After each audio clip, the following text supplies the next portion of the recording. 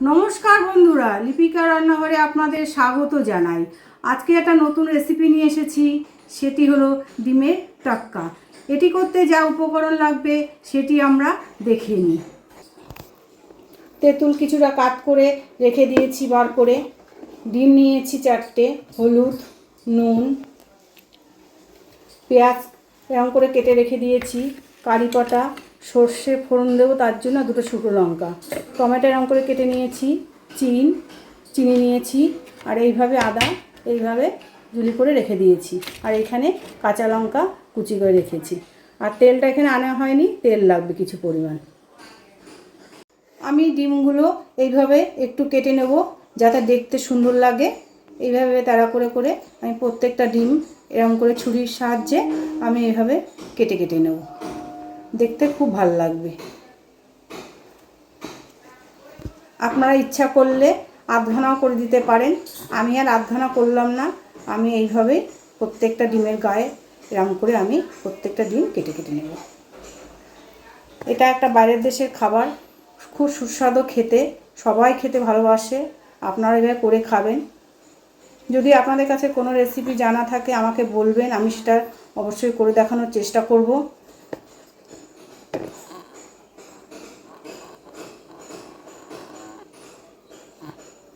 এটা বাড়ির বয়স্কদের খেতে বলবেন, খুব ভালো লাগবে তাদের, যেহেতু তেঁতুল দেওয়া থাকবে। বন্ধুরা আপনারা নিজেরাও করে খাবেন এইভাবে।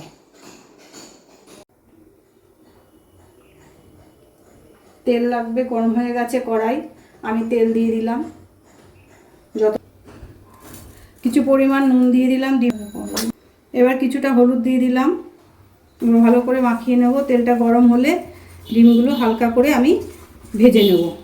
আমার তেল ওদিকে গরম হয়ে গেছে, আমি এবার ডিমগুলো দিয়ে দিচ্ছি কড়াইতে ভাজার জন্য।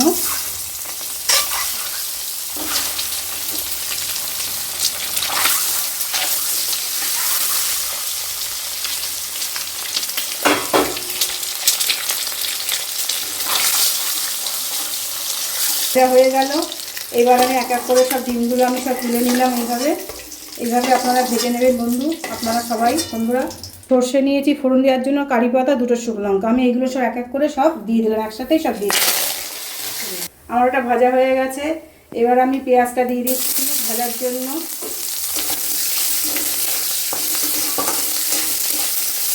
বন্ধুরা এটা যদি করে খান, আপনি রুটির সাথে ময়দার রুটি করবেন আর গরম গরম এটা দেবেন। প্রত্যেকটা জিনিস যা দিয়ে খাবেন, রুটি বলেন গরম ভাতের সাথে খেতে খুবই ভালো লাগবে। বাড়ির যারা বয়স্ক থাকে তাদের যদি এভাবে করে দেন তাদের খুব ভালো লাগবে খেতে, কেন বয়স্কদের মুখে রুটি থাকে না অনেক সময়, এটা খেলে রুটিটা পাল্টাবে।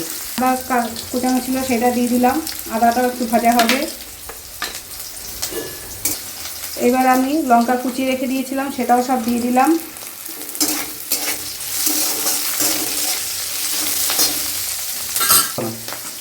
আমি এরকম লম্বা লম্বা করে যে আমি টমেটো কুচি রেখে দিয়েছিলাম এগুলো এখন দিয়ে দিতে হবে, দিয়ে দিলাম।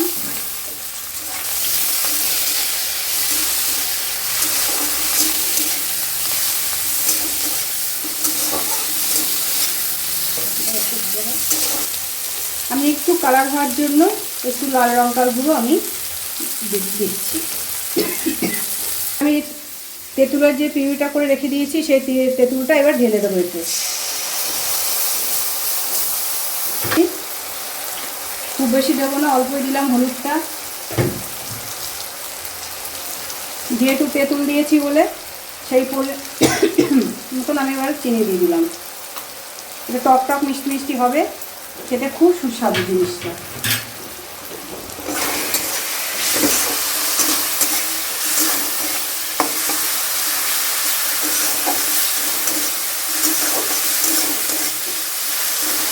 এবার আমি ডিমটা ভেজে রেখে দিয়েছিলাম সেই ডিমটা দিয়ে দিলাম।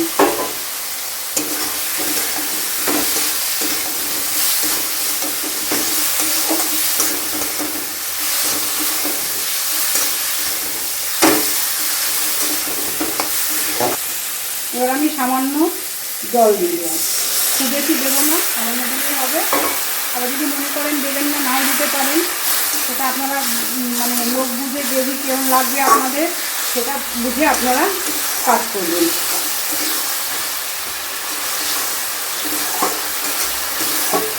দেখুন বন্ধুরা, দেখতে খুবই সৌন্দর্য হয়েছে, খেতেও সেরকম হবে।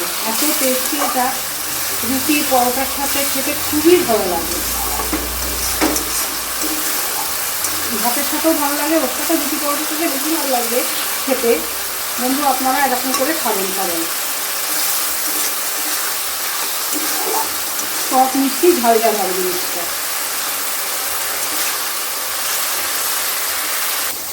দেখুন বন্ধু, এইভাবেই হয়ে গেছে আমার। দেখুন গ্রেভিটাও আমি এরকম রেখেছি, খুব বেশি রাখিনি, যেহেতু আমার বাড়িতে অল্প লোক। আপনারা এইভাবে করে খাবেন, দেখুন খুব ভালো লাগবে, এত টেস্টি মানে চিন্তা করতে পারবেন না আপনারা। আমার হয়ে গেছে, আমি এবার নামিয়ে নিচ্ছি। আমার রান্নাটা কমপ্লিট হয়ে গেছে। এই রান্নাটার নাম হচ্ছে ডিমের টাক্কা। আপনারা বন্ধু করে খাবেন এইভাবে বন্ধুরা। যদি ভালো লাগে তাহলে দেখবেন, শেয়ার করবেন, ফলো করবেন, লাইক করবেন। ধন্যবাদ। দেখুন কত সুন্দর রান্না।